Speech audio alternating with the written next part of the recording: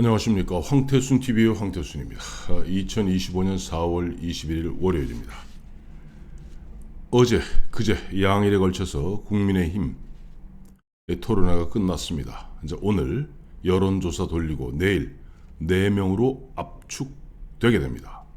4명으로 압축되면은 29일, 다시 일주일 후인 29일 2명으로 압축되게 되죠. 그 사이에 23, 24, 25, 26, 27까지 아마 격렬한 사자 간의 토론이 있게 될 겁니다.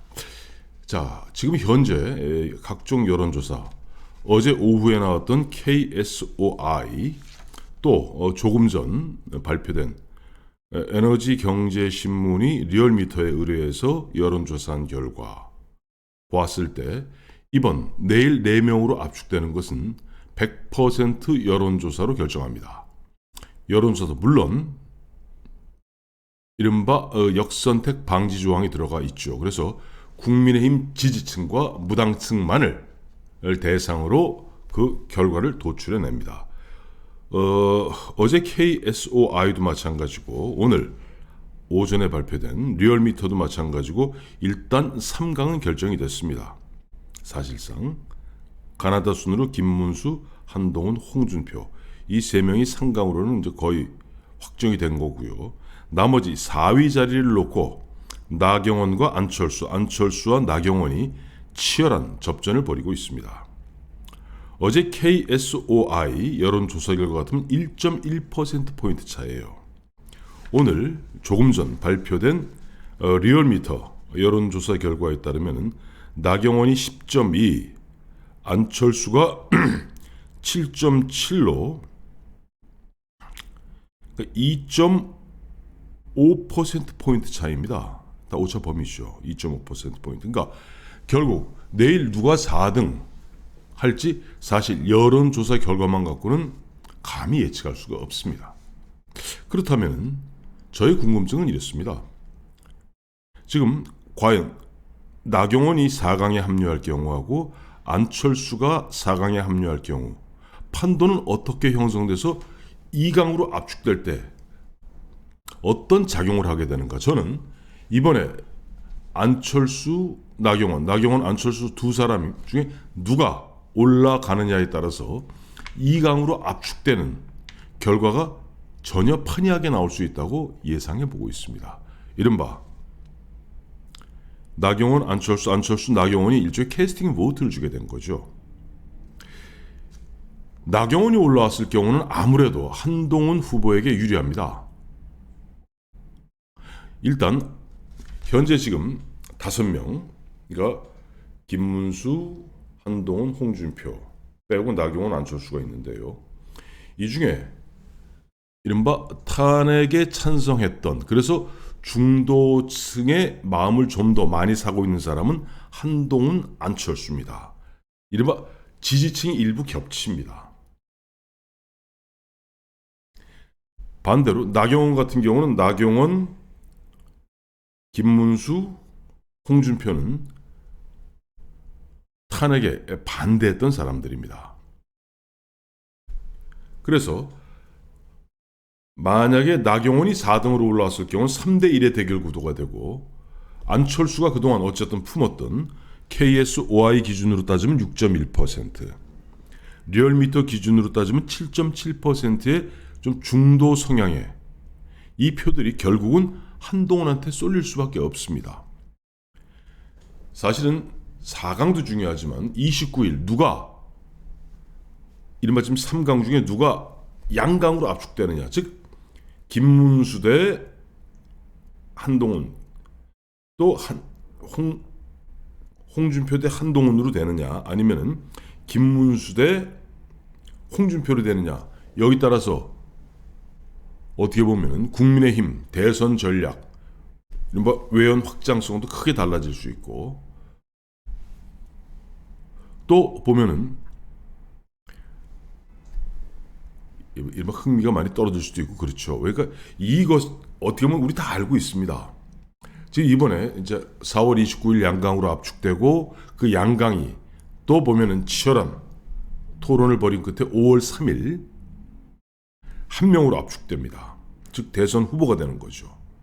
근데 아직 바깥에는 여전히 한덕수라는 아직 NCND, not yet, 아직까지 출마 여부를 결정하지 않은 강력한 후보 단일화의 존재가 있습니다. 그러니까 이 전략이 다 누가 되느냐에 다 달라지는데 전 우선 당장은 내일 4강으로 압축되고 이 4강 중에서 과연 준결승이라 할 수 있는 29일 이른바 양강으로 누가 올라가느냐, 여기에 나경원이 내일 4강에 들어가면은 한동훈에게 유리하고 안철수가 4강에 들어가면은 한동훈이 이른바 중도층을 갖다 나누어 먹기 때문에 아무래도 상대적으로 김문수, 홍준표한테 유리한 구도가 될 것이다 라고 예측해 보고 있습니다.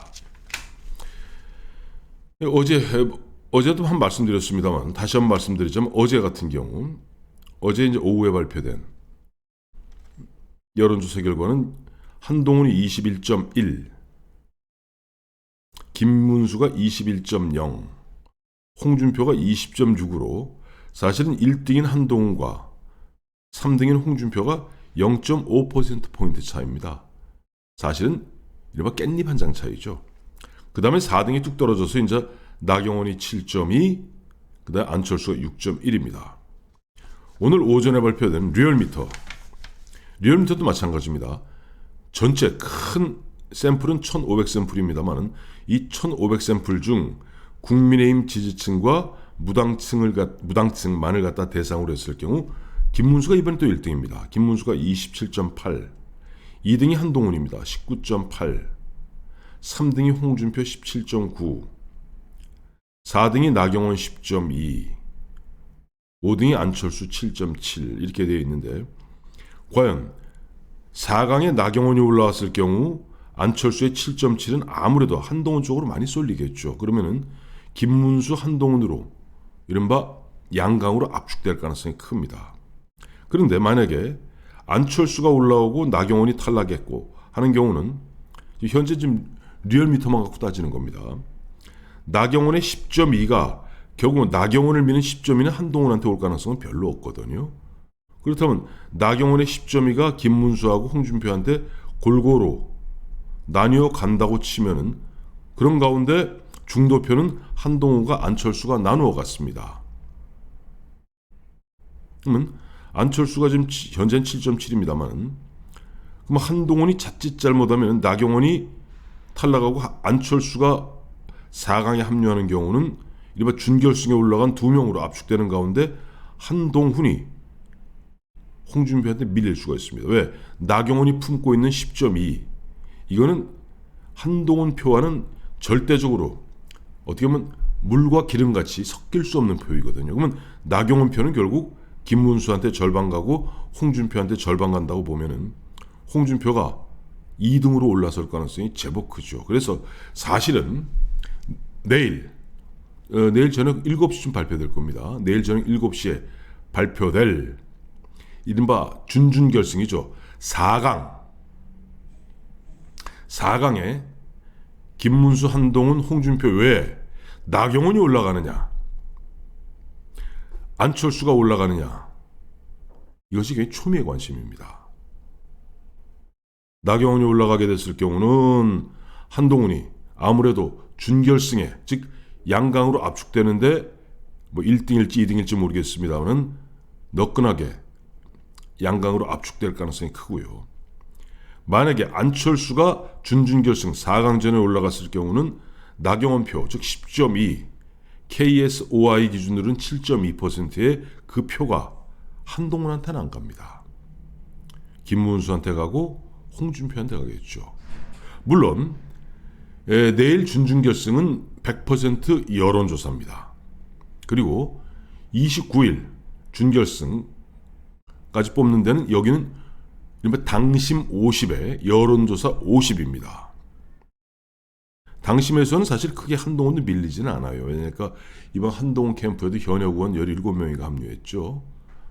그래서 그렇게 밀리지는 않습니다. 오히려 보면은 당심에 있어서는 뭐 다른 후보들보다 결코 밀리지 않는 것이 한동훈인데 여론조사 여기에 중도층 표 안철수와의 겹치는 이런 공유 부분 등등을 생각하면은 한동훈 입장에서는 설사 1대3으로 난타전이 벌어진다 손치더라도 안철수가 탈락하고 나경원이 준준결승에 올라오는 것이 절대적으로 유리할 수 있다.